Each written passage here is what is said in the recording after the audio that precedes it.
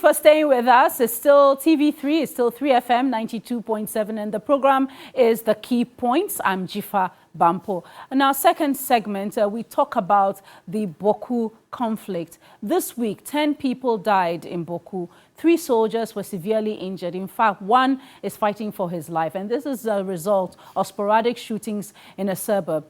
Now, the security situation there has got many concerned and has even got Parliament worried. Therefore, the Deputy Speaker presiding, Jose Wusu, has summoned 3 ministers to the House next week to provide answers. Let's hear him.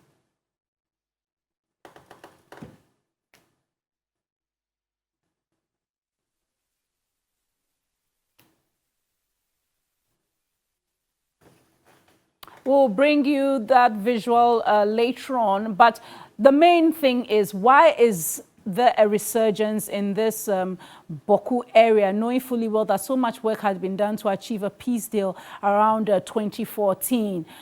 Is it a case of criminality masquerading as a chieftaincy dispute? It's unclear.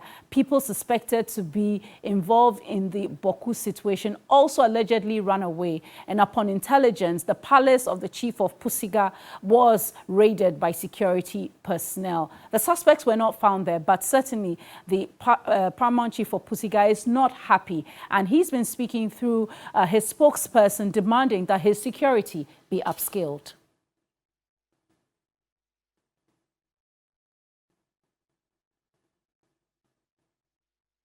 Looks like we're not able to bring you through.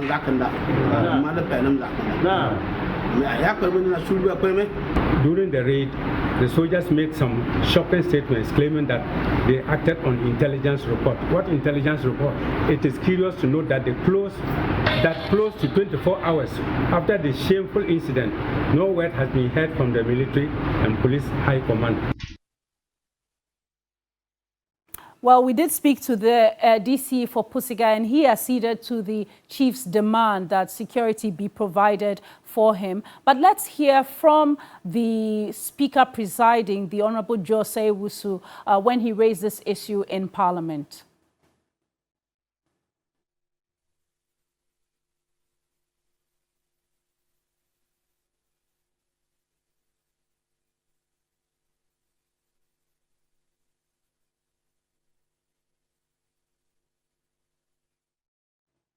All right, sorry about that. Once we get that visual corrected, we'll bring it back to you.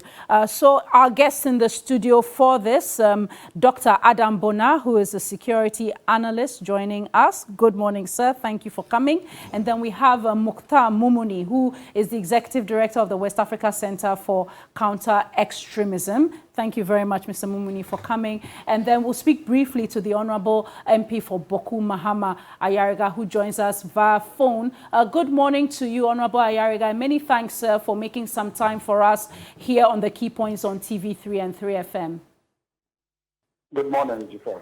Great. So, for you, I just want to find out, certainly you are concerned about the security situation. We've not heard anything clearly from the Interior Ministry or from the security agencies. Do you have a view about what they are doing to help deal with the issues in your constituency? Yeah, Jifa, thank you very much. And the developments are unfortunate. I have been mounting some pressure on the Interior Minister and then the Defense Minister to increase security presence in Bawku. Luckily, they complied and they increased the numbers. Unfortunately, the conduct of some of the security personnel in the last couple of days has been most unfortunate and regrettable, to say the least. I mean, definitely we need the security in Bawku.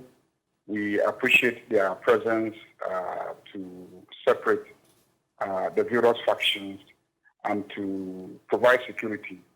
But the conduct of some of them in the last couple of days has been most regrettable. I think that the mayhem that they unleashed on the Bawku community 3 days ago is totally unacceptable. I know that the lives of some soldiers were at stake, but unfortunately, the reaction of the soldiers has been very high-handed. And I think that we will have to look into that. I will personally send a complaint to the Commission of Human Rights and Administrative Justice for them to investigate the conduct of the military in the Bawku community. Lives were lost needlessly, people's property destroyed. These are clear human rights violations.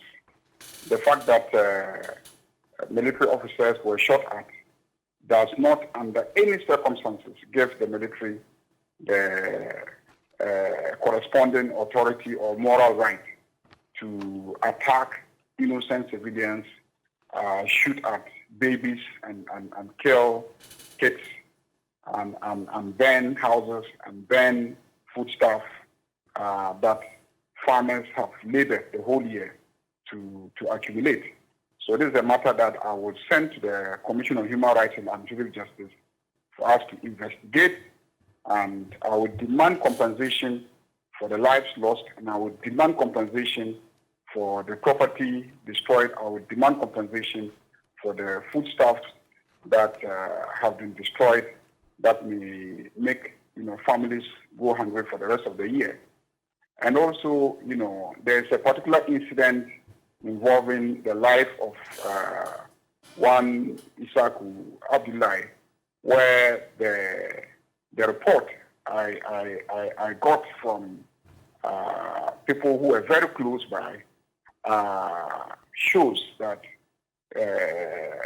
I would describe that as an act of murder, because they went into his house, brought him out of his house, and shot him. That is the report I got from his wife and his family members and people who were close by. And I think that is a matter that will be investigated. I've got the name of the police officer involved and told that he has been transferred from Bawku in the last 2 days.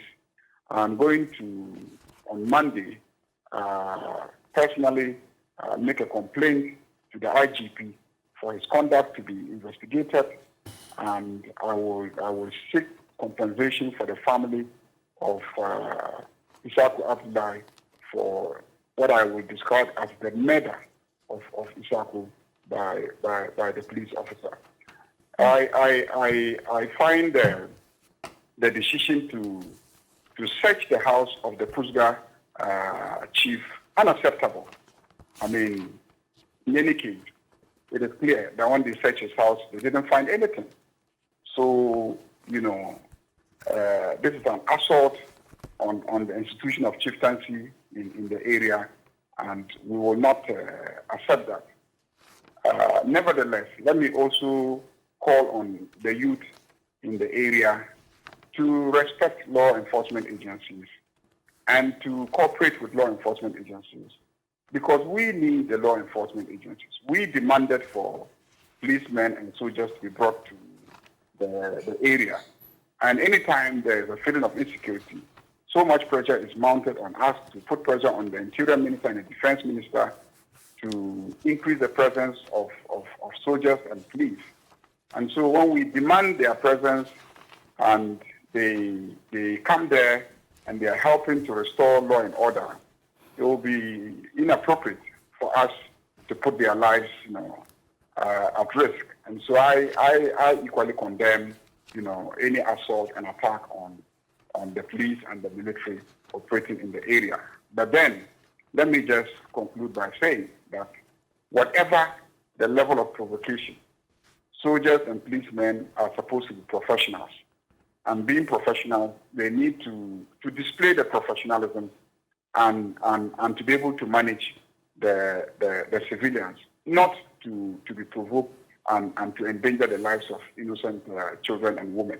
Okay. Now, Honorable Yariga, I need to ask you, in terms of what can be done to forestall a recurrence of this? I know you've talked about security being beefed up in Bawku, but obviously it's clear there's no trust in the community.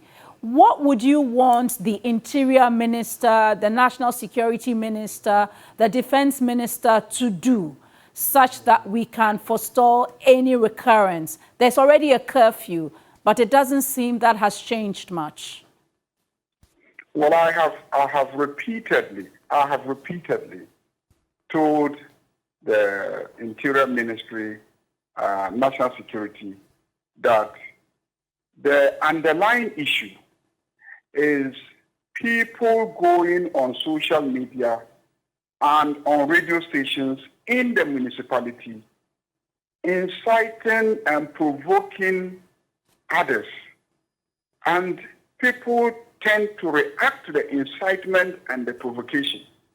And I have said that they should monitor the media, and people who are caught inciting and trying to provoke others should be dealt with in a way that they will be discouraged and stopped from going on radio and on social media to incite and provoke others. When you talk to both sides, each side claims to have been incited and provoked by the other. And there's evidence. There are videotapes, there are audio videos, there are radio discussions that the language is clearly intemperate, clearly provocative. I mean, people go on radio and rain insults on the paramount chief, and they get away with it, and nobody seems to do anything. And so these provocations, lead some people to react. And it is difficult for us to stop them if we are not able to stop those who continue to engage in acts of provocation using media platforms. Look, if that underlying issue is dealt with, I can assure you that you will see that, peace will return, nobody will react, nobody will be firing any gun anywhere. And I've said this, in fact, the last time I even called for the closure of some radio stations in the municipality. But this has not been heeded to. I mean, you remember Rwanda. I mean, it is people on radio stations and media that provoked others and incited others and led to the situation that they had. And I've said, look, watch out. I've said this several times. I'm not an anti-media person. But I also don't think that we should allow unfettered use of media platforms to continue to provoke and cause conflict. As for the curfew, I mean, I don't think that increasing the curfew hours will solve any problem. Where it is, it's okay for the meantime. I will continue to advocate for, at least in the meantime, increase military and police presence. I have discussed with some of them how to position the security forces at locations that will ensure that nobody, will fire a gunshot. But I will rather also just appeal to the young people on all sides to lay down their arms, not to resort to the use of automatic rifles at the slightest provocation. Let's use the law enforcement agencies. Let's report and insist that those who are engaged in offensive conduct are dealt with by the law. But then also, when those reports come, the law enforcement agencies must deal with those ones. They look minor, or somebody has said on a radio station, he has said this. It may look minor, but if you don't deal with that, somebody else sitting and listening to the radio station will react in a corner that all of us will have a difficulty, responding to effectively. Okay. So I will continue to urge that the provocation that, consistently every evening on radio stations, on social media that we see or hear in Bawku must stop. Okay, now, Honorable Ayariga, you keep mentioning the shooting, persistent shooting. It only points to one thing, the lots of arms in the Bawku area. How do you propose we deal with that? And And any final thoughts you have on the future, because many wonder, when will this end? Well, I mean, as for the arms, we will continue to urge people not to bring, weapons into the area. But the lasting solution is to take out the need for anybody to even, be keeping weapons. And if people just do what we have prescribed, which is take out the provocation. I mean, those on social media insulting must be traced, tracked down, arrested, prosecuted. Those using radio platforms, those radio stations must be dealt with so that they don't allow their platforms to be used.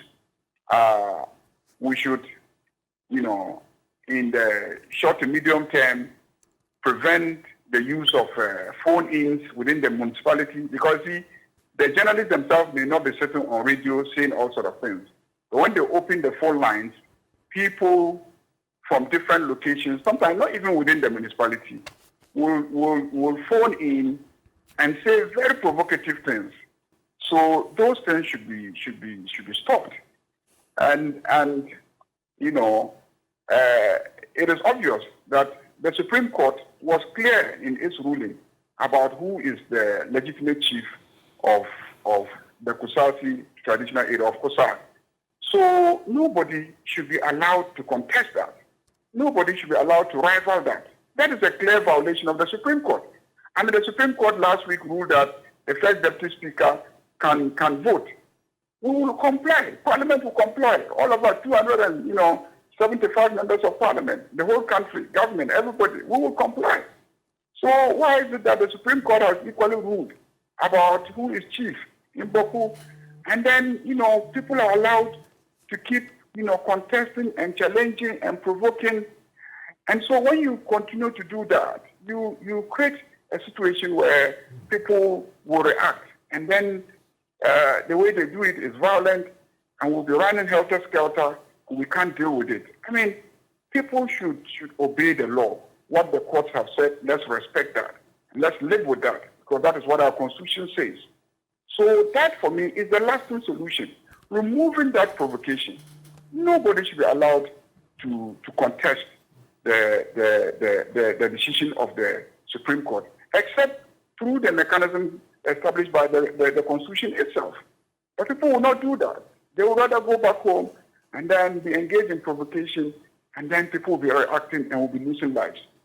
So if you ask me what is the lasting solution, the lasting solution is when the government of the day makes it clear to everybody that if you engage in any conduct that in any way challenges, affronts the Constitution and the ruling of the Supreme Court, we will deal with you drastically.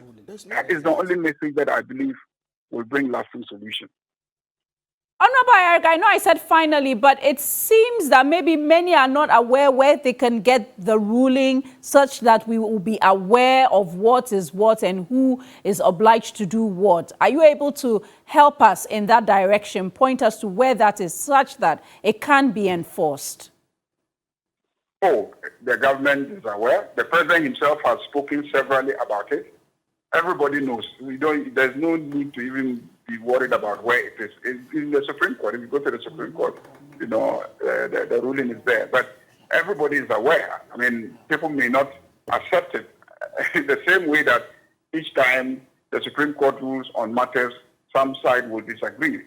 You may disagree, but you are obliged to respect and comply.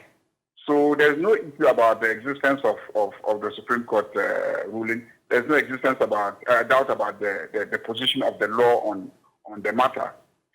What is an issue is the fact that people choose to keep provoking and engaging in conduct that is destabilizing the peace, and the fact that as government we appear not to be firm in dealing with those who engage in such acts of provocation.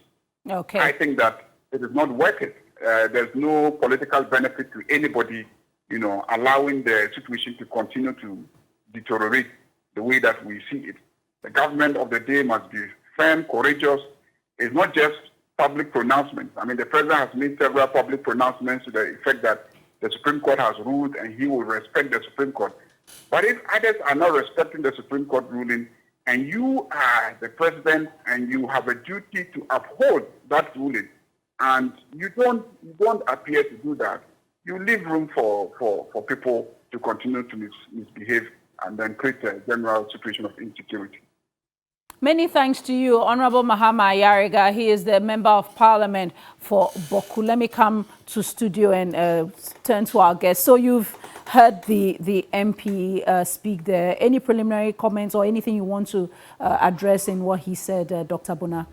Well, yes, thank you very much, and good morning to viewers. Good morning to my colleague. I think Honorable Ayariga spoke to a very large extent. He spoke well, but there are some issues that I thought probably he should have dealt with directly. Such as? Such as the ruling. Mm-hmm. Because I have looked for that ruling and looked for it and I can't find it anywhere. Okay. I have heard persons in authority speak about a ruling that presupposes that the issue of who is what has been settled. But what I rather have from the Supreme Court has to do with, some decree that, one of the groups went to court, and by the time they ended up in court, that particular decree, a PNDC decree, had been repealed. And so I am not sure. You are not sure. If that is what is purported to be the ruling. Because I have been looking for that ruling, and I thought probably he would tell us to go to the Supreme Court, go and pay for it. I would have paid for it. So that it will help me with the, when some of us are called to address this issue. And that probably is the crux of this unending conflict in Bawku. But is it, the subtext of what I get from him is, this looks like it's even gone beyond chieftaincy. It's now an issue of criminality. It's an issue of criminality. People are, under the cloak of chieftaincy, attacking people, whether they're on one side or the other, or engaging in acts, not specifically because of ethnic issues, but it's cloaked in criminality. Obviously, in every conflict, or in every, I wouldn't say war, in every conflict, there are those I call in security parlance conflictpreneurs. These are people who will smuggle in firearms, munitions, and what have you to sell. There are people who benefit largely from conflict. There are people who tend to settle scores, because then when, it gets to this stage, law enforcement becomes difficult. And so if you've ever, chased my girlfriend, this is the time for me to come and, attack you. And I know that the law will not be anywhere to come after me. And so these are other issues we can look at. But let's look at the root cause, because I have heard from government, government people and people from the ground and himself, politicians, speak to this issue of a ruling. And so, please, I'm sure... I've just been sent what is a first page of it. Okay. So I will share that with you, and I've asked for the additional detail. Yes. Yeah. But let me bring in, Mr. Mukhtar Mumuni with the West Africa Center for Counter-Extremism. Now that we know that our northern border is potentially at risk, what's your reading of the situation? Is it about an age-old chieftaincy conflict, or this has metamorphosed into something more than just conflict? The conflictpreneurs who benefit from arms sales or arms racketeering, or this is people coming in from outside seeking to destabilize the area? Thank you. Thank you very much. Good morning to you, and good morning to our viewers and my senior brother here. First of all, I would like to respond to some of the issues that have been discussed already. And top on this is the issue of the Supreme Court ruling. And the Supreme Court's ruling or alleged ruling is so important that we need to ensure or find some finality to it. Some sort of clarity that everybody gets the understanding of what has been done. Because if we're not careful, that alone has a significant impact and shapes the conduct of both parties in dealing with this matter. So we have to be very careful about these things. I've been very, very interested in this matter for several years now. And in the last 1 year, I've looked everywhere for the Supreme Court's ruling. Unfortunately, there's no anywhere that there is any document relating to the Supreme Court's ruling on the matter relating to who is the right chief or, the legitimate chief of Bawku. What we actually have is a decision by the Supreme Court relating to a matter that, Dr. Bernard mentioned, where one party went to court because the PNDC Law 75 contained a particular portion that barred one portion or one side of the conflict from becoming, chiefs of Bawku. And this was PNDC Law, around the early 1983. And so they were waiting to get a chance to go to court. And they've been preparing all along since the 1980s through the 90s to go to court and get that law repealed to allow them, to contest this chieftaincy, matter. Unfortunately, by the time they got to court, or whilst they were in the process, they got informed that the 1996, Constitution repealed that particular portion. And that, so there was no case, there was no reason to proceed with that matter. And in fact, my checks reveal that Nanado, Chambers, yes, I have his Chambers was involved in that. And subsequently, there was another law firm called Brooks and Emisa and Co. that actually got the final decision, got the processes through the Supreme Court. So the Supreme Court actually made that decision in April of 2003. Mind you, this is a very, very politically politicized matter along NDC, MPP.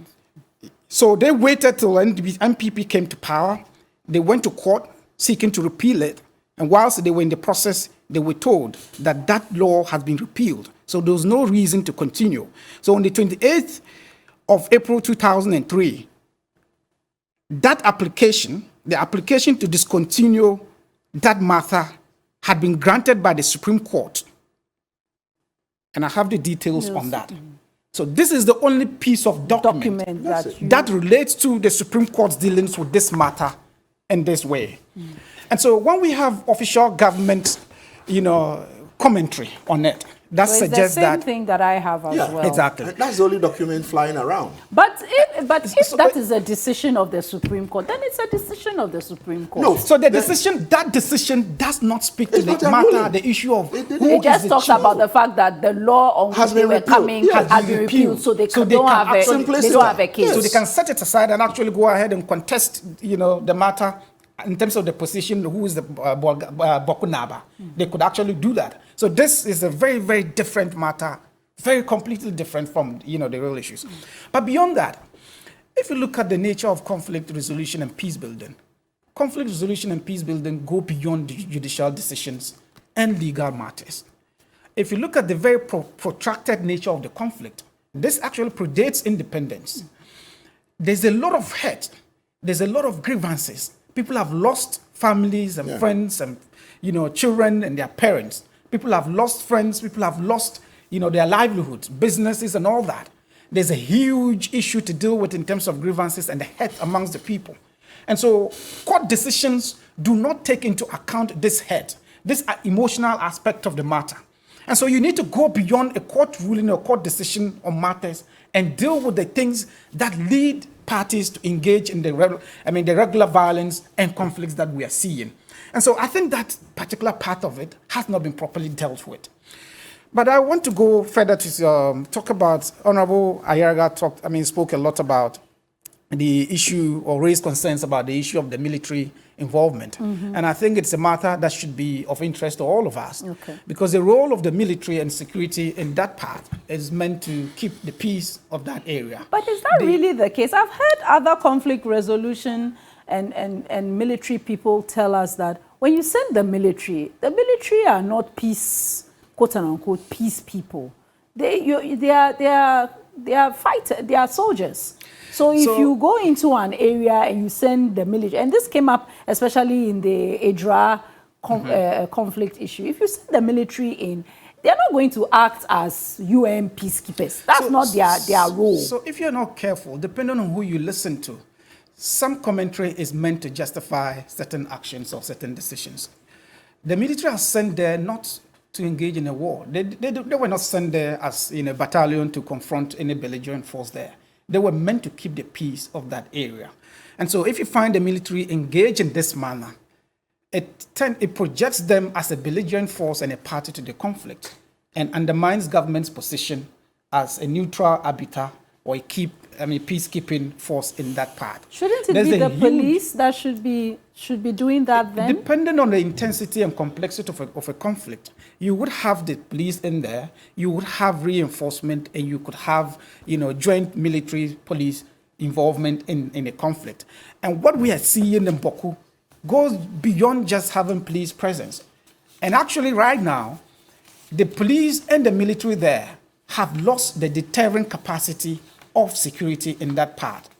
As we speak now, my sources tell me that there are sometimes over 10 armored vehicles on the street, and yet they do not constitute any deterrence to people because people still engage in these kinds of confrontations with each other. So I think that government, and I've seen the communication from the Minister of Defense, and of course it came in very timely, but if you come out to completely deny the versions that are being put out there in terms of the negative involvement of the military, and you leave out gaps, it does not engender confidence and trust in what is going on. So you need to make sure that you investigate properly, apportion, take responsibility where there's responsibility to be taken. Because the people on the ground, they have their own version of events. Mm-hmm. There are people who can own up and talk about, victims of their families and friends in this matter. So if you come out, to deny responsibility and capability in this matter, it doesn't help the people on the ground. And so we have to be very careful in terms of how, we act in communication to sanitize the situation. Today, as we speak, the single biggest feature in the conflict is the role of the youth. And it has been like that for more than 20 years. Yeah, but the role of the youth, that's the first question. Is it criminality now? Is it beyond chieftaincy? Are there external influences? What we're seeing is beyond just the chieftaincy contest. It's beyond the chieftaincy. Okay. A lot of people hide behind it, and not necessarily just even hiding behind it. People have reduced the confrontation to, the kinds of interaction. They are using it to settle scores. Exactly, to settle scores. The confrontational, the adversarial relationship that has existed over time has complicated the matter. People are engaging not because they are interested in who becomes the next Bokunaba. They are settling scores with each other. And they have actually identified from both parties targets, they are seeking to exact, revenge. A lot of people are engaging in revenge attacks, and it's largely the young people. Okay. Social media is a big feature. Okay. Let's hold on to talk about the social media. Dr. Bona wanted to come in, so let him come in, because I think Honorable Ayariga talked a whole lot about social media, radio stations, and all that, and we'll come to that. Your thoughts on how this matter has been handled so far, and the accusations that the military have been quite harsh in the way they've engaged in this week? Well, to a very large extent, I would say that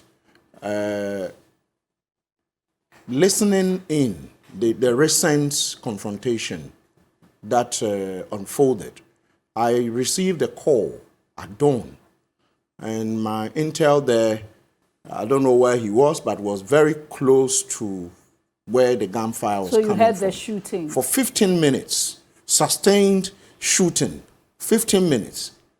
And those who understand, types of firearms and the way they sound. For 15 minutes, you could see the soldiers and the police probably shooting, and the people shooting from all angles. So for another 5 minutes or so, I could hear the small arms stopping, and you could hear armored car, the mounted, moving. Not moving, shooting. Okay. for another 15 minutes.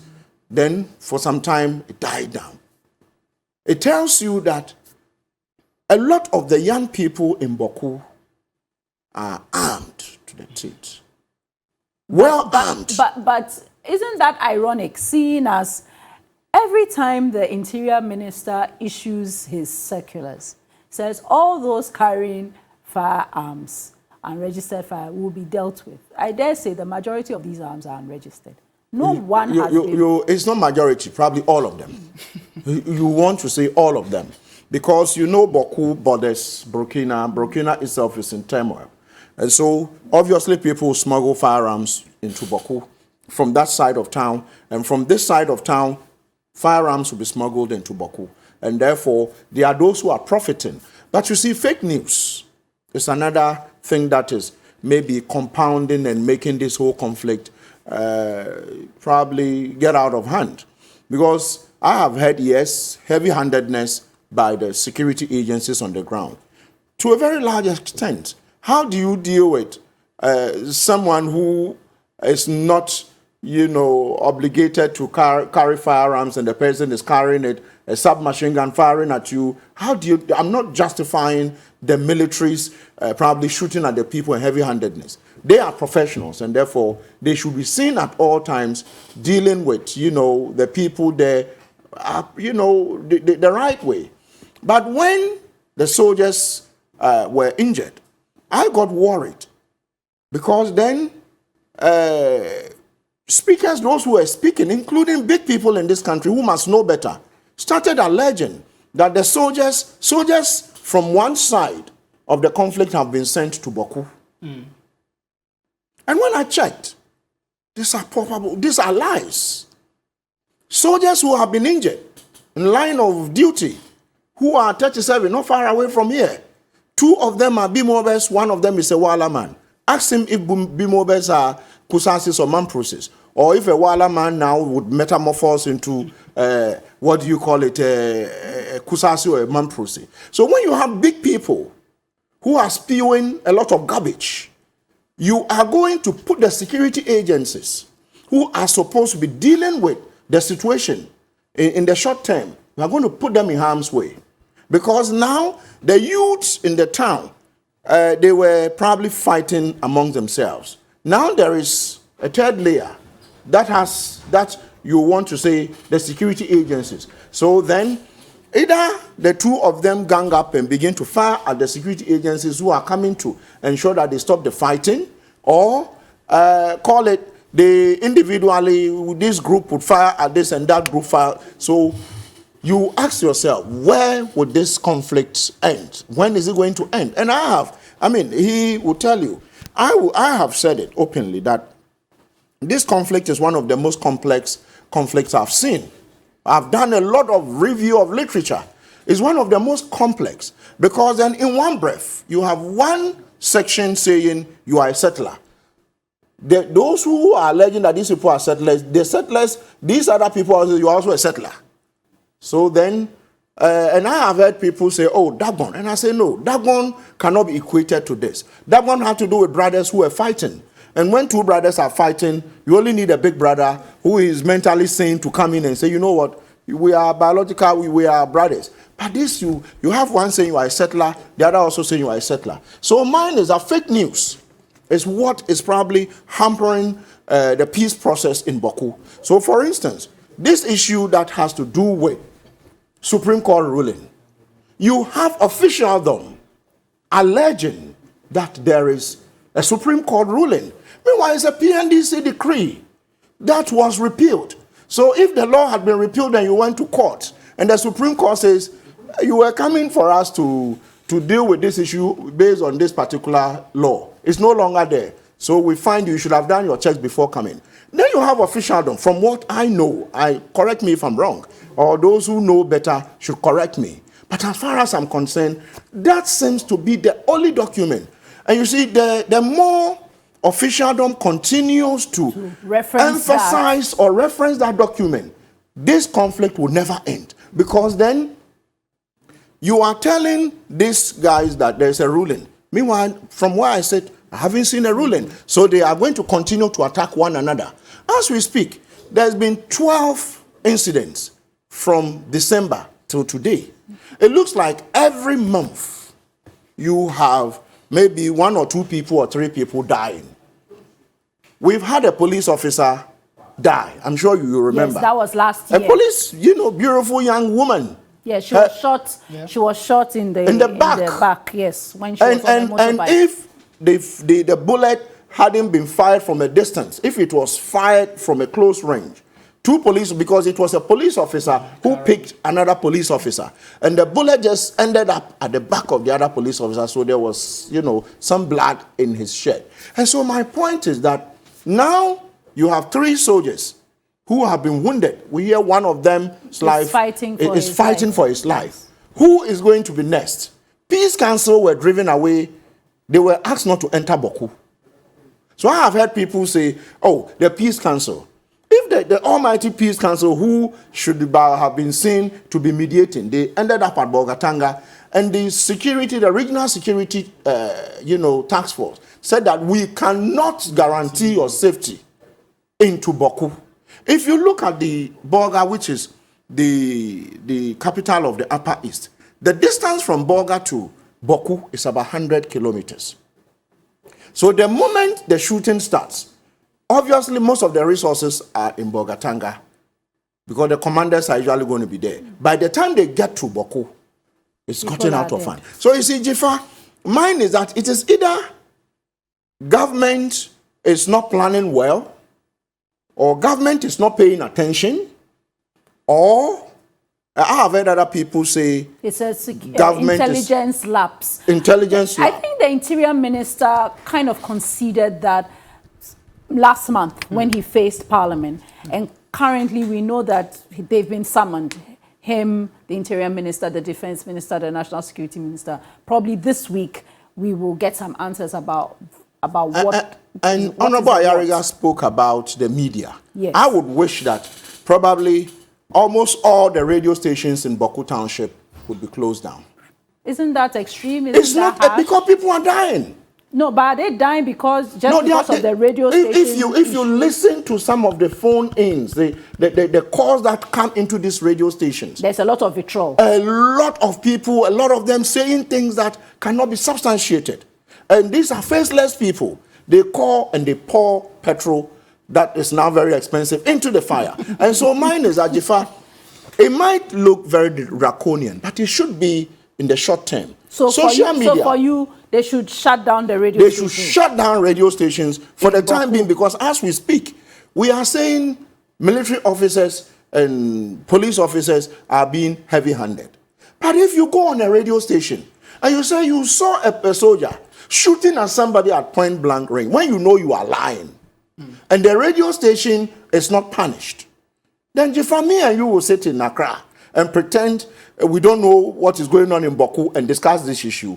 Meanwhile, Bawku is on fire. And the issue in Bawku is not as if the guy who was killed recently, the Fulani man, this is somebody who had gone to buy his horse, and I'm told he's like a comedian, he entertains people, and as he rode his horse across, they said he has gone to do juju for one of the groups. So somebody shot at him and he died. And that sparked another. So you can see something as trivial as juju led to the killing of an innocent Fulani man who is not Mampurusi. Who is not part of the conflict. Not part of the conflict. Okay. Let me bring in Mukhtar Mumuni. Yes. Do you agree? You can now address the media and social media bit. Yes, do you agree? Shut down radio stations for a while in Bawku. Mahama Yariga didn't say shut down. He says the police should be more proactive in tracing people on social media, monitoring the radio stations, and grab those who are provoking conflict. Yes, we all say at our center that security measures are a function of threat perception. So your perception of the threat or source of threat will lead you to measures along those lines. And if you consider that the media has been the biggest source of the violence that we are seeing, the incendiary language, the provocative comments that are going on, on radio and media platforms, it is the single biggest source of the spark of the violence. But to the extent that we would say close the radio stations, yes, it might do some good in the short term within, the Bawku and its environs. But today, as we know, the media goes beyond just radio or television. Social media. Social media is a very pervasive platform for young people engaging. And we're seeing the youth of both sides holding press conferences, issuing statements on Facebook and WhatsApp and stuff like that.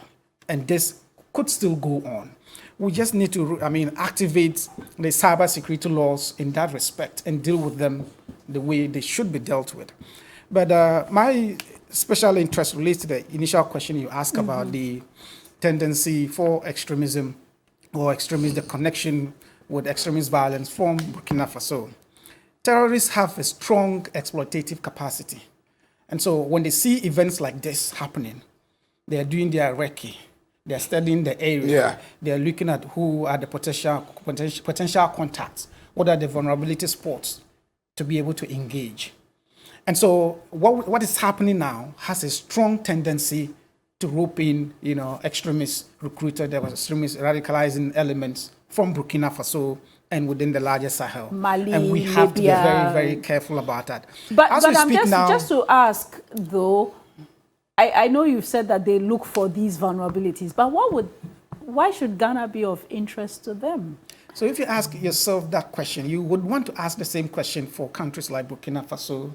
But like, there is a lot of gold now. We found a lot of gold in the northern part of this country. Yes. So anyone who wants to exploit, anyone who wants to steal the gold, you just have to disorganize the place and steal the gold and move away. So yeah. And this is not far-fetched, because Ghana have been on the radar, has been a target for extremists in the last 5 years. And so it is not new. And if you see what is happening now in the Sahel, the threat is descending down from the Sahel towards coastal states. And there's a big feature we're seeing is the spillover effects from the north, from the Sahel. What is happening in Burkina Faso now is an extension of what is happening in Mali. And if you want to go, depending on how far back you want to go, what is happening in Mali is a product of destabilization of Libya. Today, as we speak, all the coastal states, except just 3 of us, the northern part of Benin is experiencing extremist attacks right now. The northern part of Togo is experiencing attacks. The northern part of Cote d'Ivoire, together with the border with us in the north, they're experiencing regular attacks as we speak. So we are the only country amongst this that are yet to be attacked. And it's not for any magic that we have not been attacked yet. They are looking for vulnerability spots within this space. And Bawku is a perfect example for infiltration of elements from the Sahel and to get whatever, violence is seeking to do.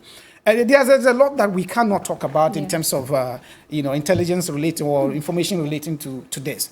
But what is important is that we have been on the radar. Ghana has been on, targeted for attacks. And there are a lot of things happening. And I even our neighbors are envious of us. To do that. Okay, but I just want to ask, you say that we are the only country who've kind of been isolated from these attacks, unlike our other neighbors, Nigeria, almost all of them. Everybody. But I'm just wondering, isn't it probably then because our military, our security is doing something right, or you don't think they're doing enough? Which is which? Of course. it's important to emphasize that. We have a very professional military and security forces who've been involved in terms of countering, training, counterterrorism training, peacekeeping operation. We rank very high internationally in terms of our professionalism, so there's no question about that. But that alone is inadequate. Do you think they should step up a bit more? There are a lot of simulation exercises that are going on, and they've done quite a good number of them in the last 3 years, along the borders and within, city space. They've done all kinds of simulations, and they continue to do these trainings, and I'm privy to a lot of them. And you cannot say on the basis of that, we are immune to attacks. There's a lot more than just that. You need to look at the vulnerabilities within the space, within the environment. What are the vulnerability factors? What are the loopholes? Our borders, how vulnerable are our border spots? Because you're looking at the threat from external sources. What are the measures along those borders? So all these things come into it. And so when you talk about the tendency to be attacked, we are not immune at all. Okay. And sometimes all your preparations, extremist attacks can defy all the preparations you make. Even not almighty, the UK or, the United States, all the, well-known, established, professional, strong countries can defy attacks. And so we need to do what we're doing. We need to continue to do more and more of that, but also addressing the underlying factors that lead individuals to be radicalized and to engage in extremism. And we're looking at issues of governance deficits. If you look at the area, the economic profile of Bawku is a very, very poor profile in that area. Those vulnerabilities, governance deficits, the sense of marginalization, a sense of injustice, inequality, all these things come together to create a profile that is vulnerable for extremists to take advantage of. So we have to take, the note of these things very, very seriously. Okay. Today, as we speak, the minister and our officials, it's very convenient and easy to say that the place may not be getting the needed development because we are channeling our resources towards security. And that does not help either the people of Bawku or Ghana as a nation. So we have to look at all these things and see how we can deal with it holistically in a very comprehensive manner. I'll come back to you on what the Interior Minister, the National Security and the Defense Minister Defense Ministry should be doing. Mr. I wanted to make a very, a key, briefly. Okay. You see, what we're talking about in terms of Bawku, it's so complicated, it's so complex, that it's almost impossible to just say this is what we can do to solve the problem. Okay. And everyone who is familiar with Bawku will tell you, sometimes officials have made comments that they have lost hope. It's beyond redemption. But if you want to understand it, you have to look at, the root causes of it. And anthropological accounts of the situation in Bawku will tell you the basis of chieftaincy in Bawku and how it has, developed up to this point. Today, we are talking about a Supreme Court ruling, and we were talking about it as if it is in isolation. It is not. The very partisan and political nature this conflict has taken is the single biggest source of, the issues we're dealing with. MPP or the Mampusis are largely aligned with MPP, and the Kusasis are largely aligned with NDC. And it has its foundation in history. The contestation between the two have always existed even before independence. And things came to a head in the 50s when the Mampusi Bawku Naba died.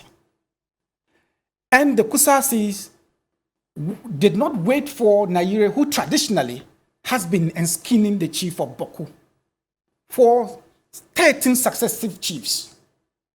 They installed their own chief. The Naire also installed his own chief.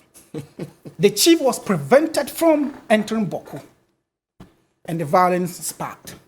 Things came to a head. Huge numbers of people died. The governor at the time, Lord Listowel, constituted a commission to look into the matter. And the commission upheld that the Kusasis were the rightful owners or legitimate leaders of Bawku. And they were protected to lead Bawku up until the coup of 1966. The decree by, I remember you referring to a decree. Yeah. There was a decree after the 66 coup by the National Liberation Council. Mm-hmm. I think it's decree number 112 at the time. Mm-hmm. It revised the Chieftaincy Act at the time and gave opportunity to allow the Mampusis to exploit that and have their own as the chief of Bawku. So the politicization has been built. It's built along those lines. It's been there since that time. So fast forward to the late 1980s, when the Armed Forces Revolutionary Council was in power. And I've left quite some parts out, yes, but it's still the same lines we're following.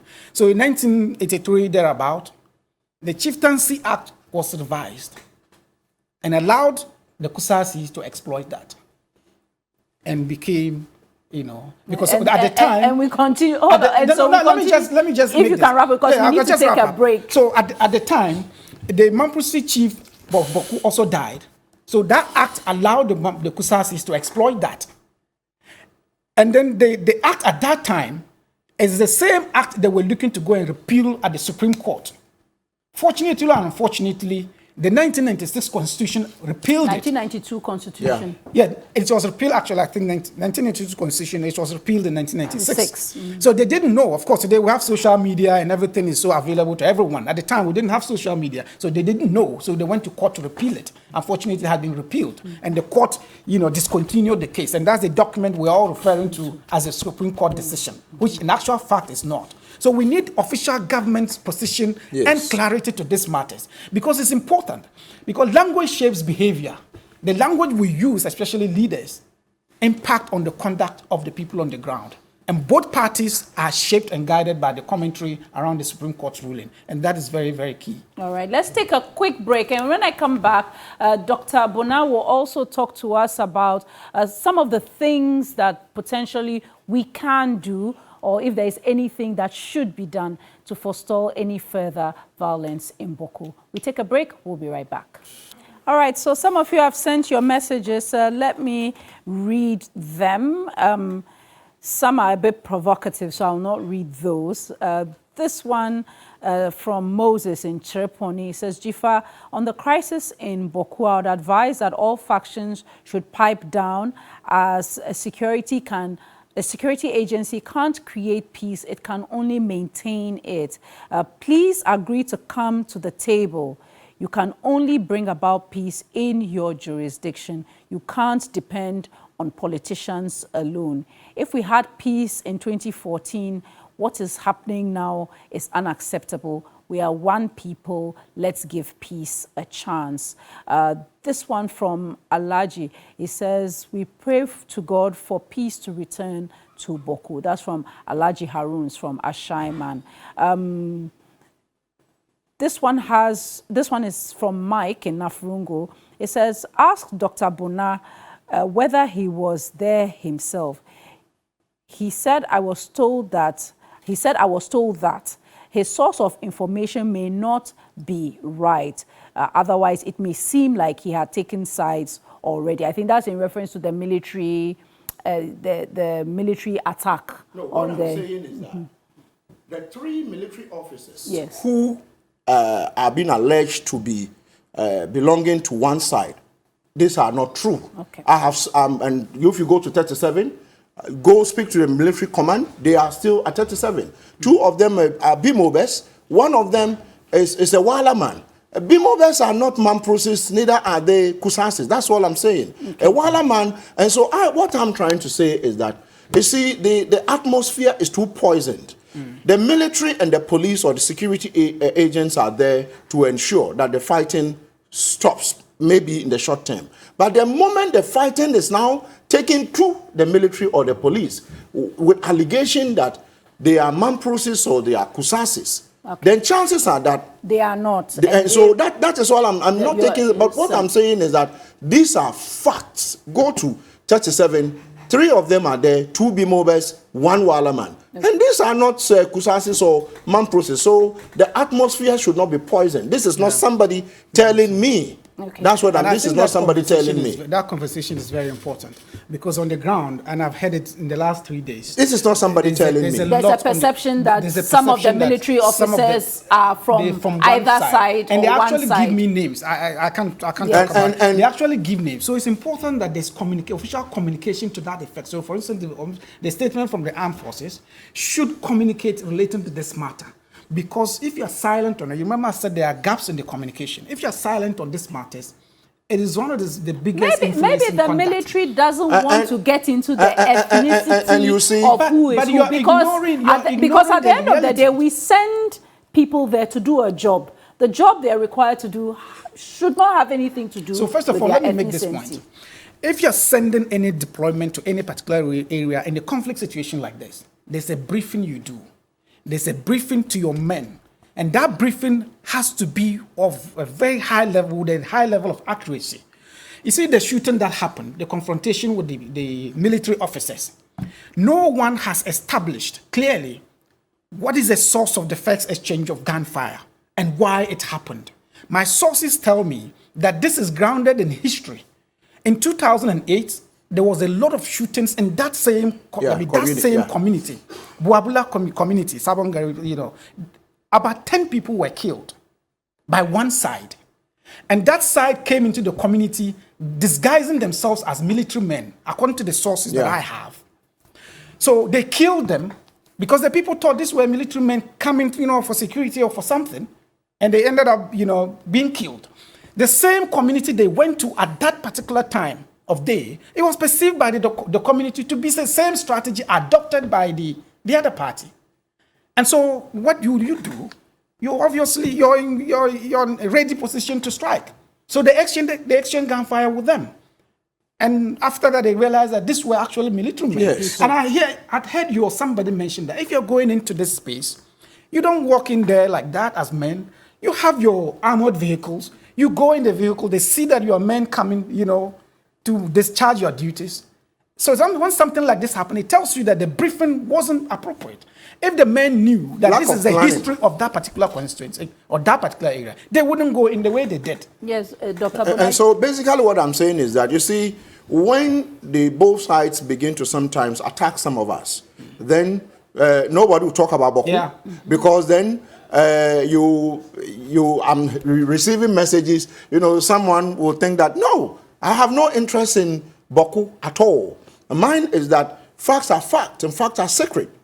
You don't have to say the military, because I have a tape, an audio tape, someone talking to a media house in Accra, spewing a lot of hot air, saying that the military officers who are injured and at 37 are from one side. I don't want to mention any name. From one side. So they are not. So what I did was to go behind and check to ensure. And I had to do my own check and verification, so that I don't have to say hearsay. Then when I checked, I realized that no, these are professional, these are military officers who were sent there and they got injured. So no one should poison the atmosphere in saying that. And your network is probably the biggest. And so people listen and watch. And so mine is that it should be a platform where these erroneous allegations, we put them on the side and say, no, if you have any other evidence that suggests that probably what I'm saying is not right, the officers who are injured and are 37 belong to one side or belong to both sides. Let's know. But let's not say they have interest in the conflict. Certainly not. Now, lots of people have left Bawku in the last couple of months. Teachers, civil servants. Honorable Mahama Yarega says the government must be courageous and tackle the issues head on. The defense minister, the interior minister, the national security minister, do you think they've maybe miscalculated how serious things were going to become? Will they have to go in there with more military personnel or police personnel? What else can we do so that we don't... I mean, we lost 10 people this week in 1 week. That's quite serious. My point is that the people of Bawku should give peace a chance. It's a needless conflict. Because at the moment, to send one police officer who is not based in Bawku to go and keep the peace in Bawku cost extra money. The vehicles, these resources could have been used to probably tar the road, build schools. People don't like to hear that argument. My point is people that... don't like to. People say that everybody deserves development. We shouldn't say that a community, because of conflict, then they don't deserve development. No, the point is that development cannot even go in because the development agents can't go. Now, I have had calls from police officers who are stationed in and around Bawku who want to leave. These are police officers who are stationed there, not those who are being sent there to go and keep the peace and come back. So if you have those who are trained to deal with this kind of situation, fearing for their lives and saying that, you know what, the place looks very hostile, because then you don't know who the enemy is. You try to drive into town and you are shot at. Teachers are leaving the community, or largely education is grounded to a halt. Health facilities. This is the time you would need, what do you call it, health facilities to function. But you would have the structure there, no nurses, no doctors to perform any surgery or, treat anyone. And so mine is that, like you asked, the defense minister, national security minister, interior, I would say that, you see, looking at the situation in Bawku, it's very complex. Some of us who don't even probably you are not on government payroll, you don't have no role to play apart from you know what is going on, and this is what you have done all your life. You talk about it and you are attacked that maybe you like one side or don't like the other. So everybody is becoming careful, and I can see from the posture of the sector ministers, sometimes they are a bit careful what to put out. But I think that they should be courageous and say it as it is.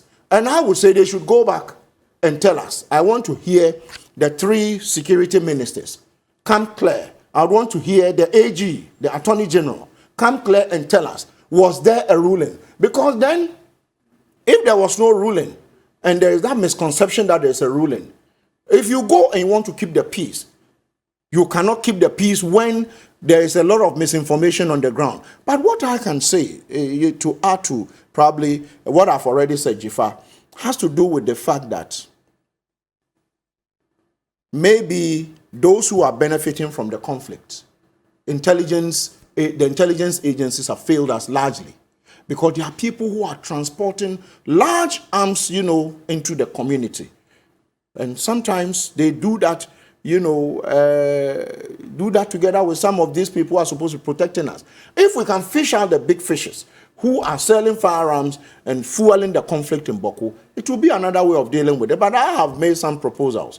Probably they should begin to look at a rotational, the Kusasis would have it at one point, at another point, the MAM process will have it.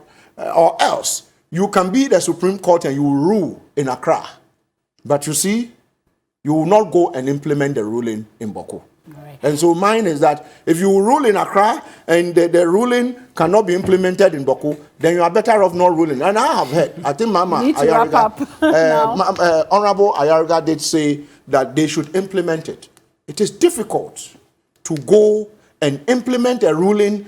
Are you going to surround the Bawku Nabes palace with soldiers for 100 years? You can't do that. And so mine is that they should find an amicable solution. And I think yesterday I was having a conversation with somebody, one of them in the night, and the proposal was that probably, they should have a Bawku, Kusasis would have their own, and Bawkus would have their own. I said, no, at the same time, you have a Kusasi chief, Mamprosi chief. And I said, that is not going to work. That's not possible. Okay, so we need to wrap up quickly. Final point for you, Mukhtar, in 20 seconds. I think there's increasing fatigue in dealing with the issue of Bawku.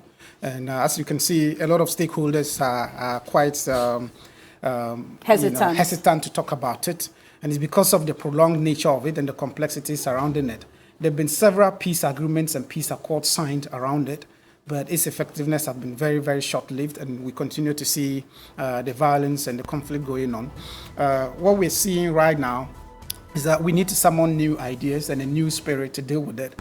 But from my experience and my contacts, it tells me that the youth of the area, the average person in Bawku, is a peace-loving person who genuinely wants to have peace and live a normal life like any part of this country. And yet we have these things that are happening that are making it difficult. So I call on the youth of the area to be very, very, mindful of the language. Anything they say must be supportive of peace and stability. The important thing we need now is to bring about some stability that creates space for dialogue and engagement between the two, so we can put in measures in terms of long-term solutions to the conflict. As we speak now, we're looking to have stability in the area. All right. Thank you very much, gentlemen. And many thanks to the Honorable Mahama Yarigaj, who joined us earlier. Thanks to all of you for watching. I'm Jifa Bampo. My thanks to the entire production team. Up next is Warm Up Plus. Join us again next week for another edition of The Key Points.